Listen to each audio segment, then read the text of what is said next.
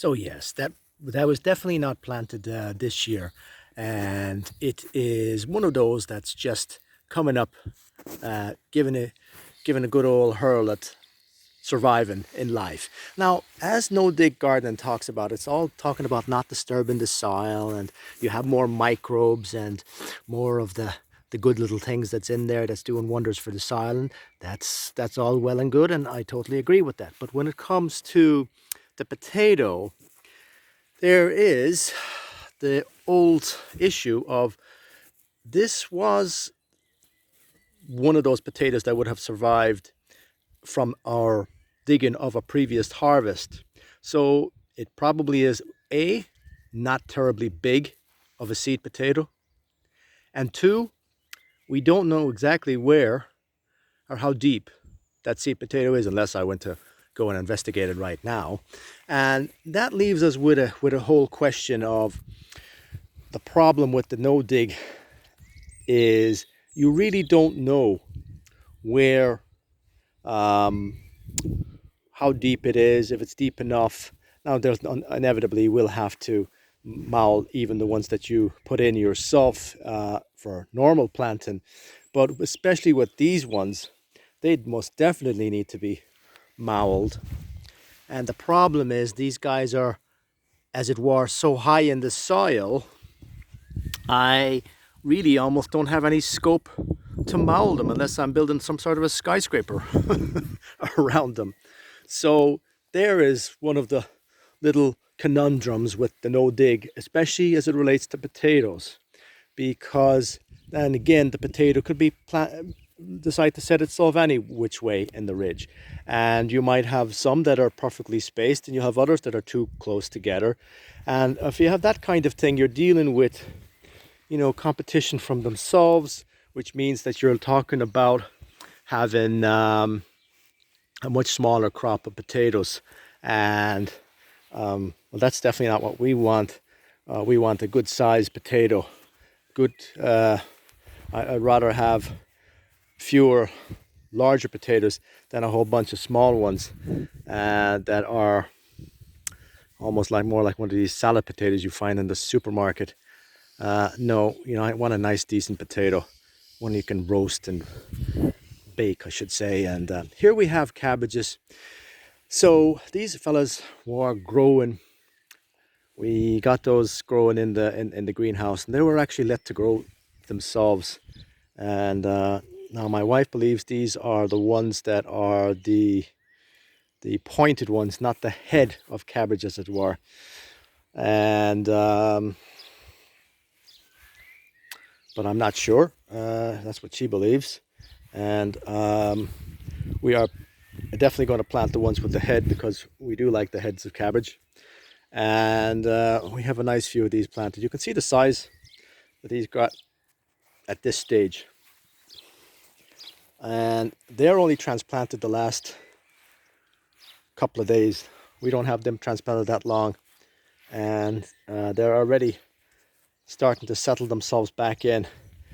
That is partly to do with the weather that we've had. We had the rain, and of course we water them after putting them in, but which is key. You know, you cannot underestimate the water, and even in a country like Ireland where you would expect you get plenty of rain, you still need to water them. And so I will show you our Hearty Kiwi here while I'm over here. Again, I don't know if I went over this one before, but it is a vine, obviously, and it will grow in more of a trellis environment. Now, I'm definitely looking to transplant this fella to a different location. Probably, I would imagine, against the wall. I'd love to know what you think. Where would you put this? And indeed, should it be more of like in a greenhouse than on the outside in the garden? Now we'll go along here and we'll show you over here. What we did was we put cardboard. Actually, that is one of the things that we do. Love cardboard. It's absolutely phenomenal. It's really great for keeping the ridge down. Buys you a little bit of time. Now it won't keep the weeds down permanently or anything, but it will definitely give you a bit of a head start and allow you to work different techniques. You know, maybe you can keep the verges clean, or just gives you a little bit of a breathing space. Now we planted in more potatoes here and just tossed in some eggshells. Eggshells, of course, are great for the garden. And here we have our garlic, and we have, my wife has just planted in some I'm afraid I didn't do any good here. I went a little bit overboard on the eggshells, so it's totally my fault on this. Planted in some carrots, and I think we have carrots and onions planted in there. And here you will find our comfrey. I'm a huge fan of comfrey, and I'll just show you, as it is the 5th of May, and you can see the flowers just starting to form there on the comfrey.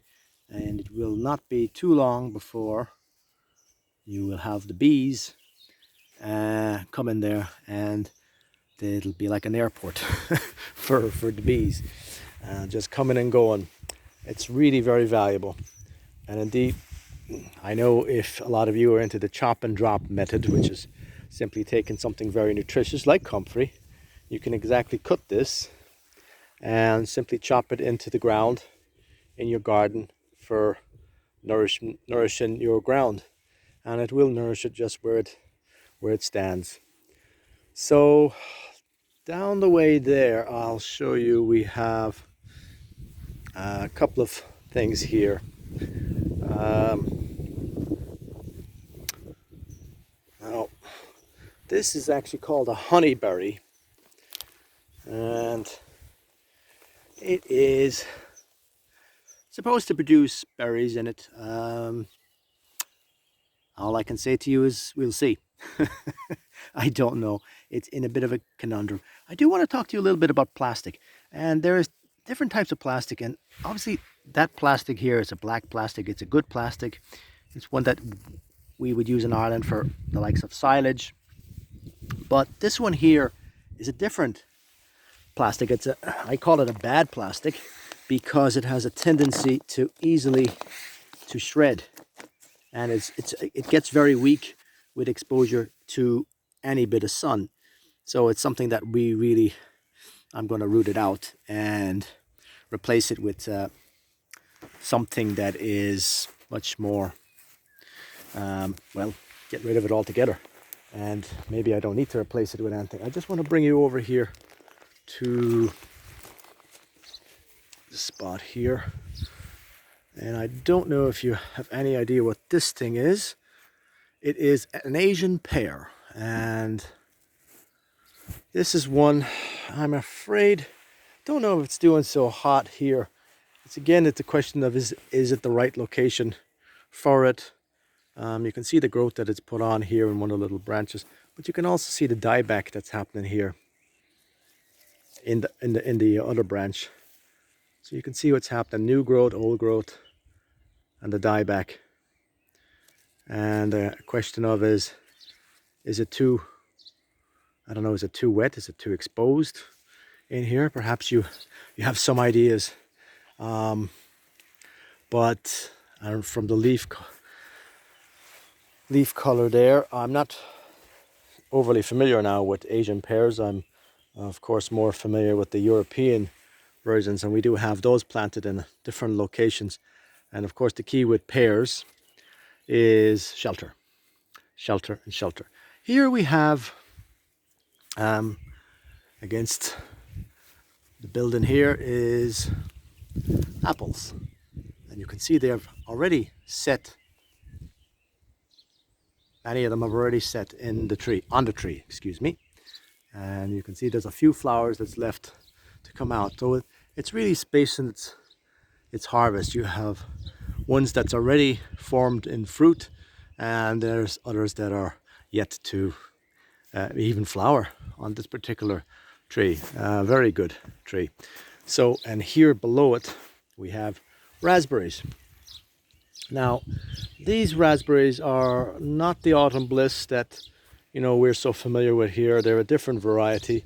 They're a little bit bigger than autumn bliss, and I would say they're questionably, I don't think they're quite as sweet. So, but they are good. They'll do great for your different different things that you want to do with them. But I would prefer the autumn bliss for eating from the